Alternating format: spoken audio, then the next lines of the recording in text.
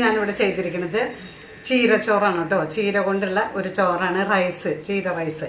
അപ്പോൾ ഇത് ചീര കൂട്ടാത്ത കുട്ടികൾക്കൊക്കെ ഇതേമാതിരി ഉണ്ടാക്കി കൊടുത്താൽ അവർ കഴിക്കുന്നതായിരിക്കും. എന്താ വെച്ചാൽ അവർ ചീര മാത്രമായിട്ട് കഴിക്കുമ്പോൾ ഇപ്പം ഞാൻ ചീരച്ചോറും മാങ്ങാ ചമ്മന്തിയും പപ്പടും കാച്ചിയതാണ് കേട്ടോ. ഇതിനെ കൊണ്ടാട്ടമുളകും നല്ലതാണ്. അപ്പം ഞാൻ കഴിച്ചു നോക്കിയിട്ട് അഭിപ്രായം പറയാം. ഈ ചീരച്ചോറും മാങ്ങാ ചമ്മന്തിയും പപ്പടും കൂടി കഴിക്കണം. ഒരു കഷ്ണം പപ്പടും എടുത്തിട്ട് കഴിക്കാം.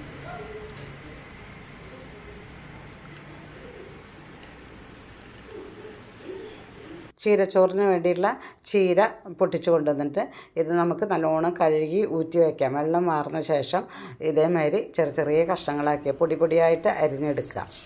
ചീര അരിഞ്ഞു വെച്ച ശേഷം സ്റ്റവ് ഓൺ ചെയ്ത് കടായി സ്റ്റൗവിൽ വെച്ച് എണ്ണ ചൂടാവുമ്പോൾ കടുകിട്ട് കൊടുക്കാം. 1 സ്പൂണ് 1.5 സ്പൂണ് ഉഴുന്നുപരിപ്പ് ഇട്ട് കൊടുക്കാം.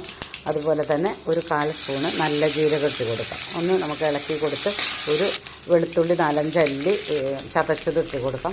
പിന്നെ ഒരു പച്ചമുളകാണ് ഇട്ട് കൊടുക്കുന്നത്. നിങ്ങൾക്ക് എരിവിനനുസരിച്ച് ഇട്ട് കൊടുക്കാം കേട്ടോ. അപ്പോൾ ഇനി സബോള കുനുകുനാന്ന് അരിഞ്ഞത് അതിട്ട് ഒന്ന് ഇളക്കി കൊടുത്ത ശേഷം അതിലേക്ക് വേണ്ട ചീരയിലേക്ക് വേണ്ട മഞ്ഞൾപ്പൊടി ഒരു 1/4 സ്പൂണ് ഇട്ട് കൊടുക്കും. അതും നല്ലോണം പച്ചവാസന പോകുന്നവരെ ഇളക്കി കൊടുത്ത ശേഷം നമുക്ക് ഇതിലേക്ക് വേണ്ട ഉപ്പിട്ട് കൊടുക്കാം. ചീരയിലേക്ക് വേണ്ട ഉപ്പിട്ട് കൊടുക്കാം. ചോറ് ഞാൻ ഉപ്പിട്ടാണ് വാർത്തത്. അപ്പോൾ ചീരയിലേക്കുള്ള ഉപ്പിട്ട് കൊടുത്താൽ മതി. എന്നിട്ട് അത് നല്ല മൂത്ത് വരുമ്പോൾ നമ്മൾ അരിഞ്ഞു വെച്ചിരിക്കുന്ന ഈ ചീരയും അതിലേക്ക് ഇട്ട് കൊടുത്ത് നല്ലോണം ഇളക്കിയെടുക്കാം. ചീരയും മസാലയും ഒക്കെ കൂടി യോജിക്കുന്ന വരെ നല്ലോണം ഇതേമാതിരി ചീര വേവുന്നവരെ ഇളക്കി കൊടുക്കാം. ചീര വെന്ത ശേഷം നമുക്ക് ഉപ്പിട്ട് വാർത്ത് വെച്ചിരിക്കുന്ന പൊന്നി അരിയാണ് കേട്ടോ. നിങ്ങൾ എന്ത് അരി വെച്ചാലും കുഴപ്പമില്ല. ആ ചോറ് അതിലേക്ക് ഇട്ട് കൊടുക്കാം. ഞാൻ പൊന്നി അരിയാണ് വെച്ചിരിക്കുന്നത്. ആ ചോറ് അതിലേക്ക് ഇട്ട് ഇളക്കി കൊടുത്തു കഴിഞ്ഞാൽ നല്ല ആ മസാലയും ചീരയും അതുമാതിരി തന്നെ ചോറൊക്കെ കൂടി ഇളക്കി എടുത്തു കഴിഞ്ഞാൽ ഇതേമാതിരി ചീരച്ചോറ് കിട്ടും. ചീര റൈസ് എന്നൊക്കെ പറയാം കേട്ടോ.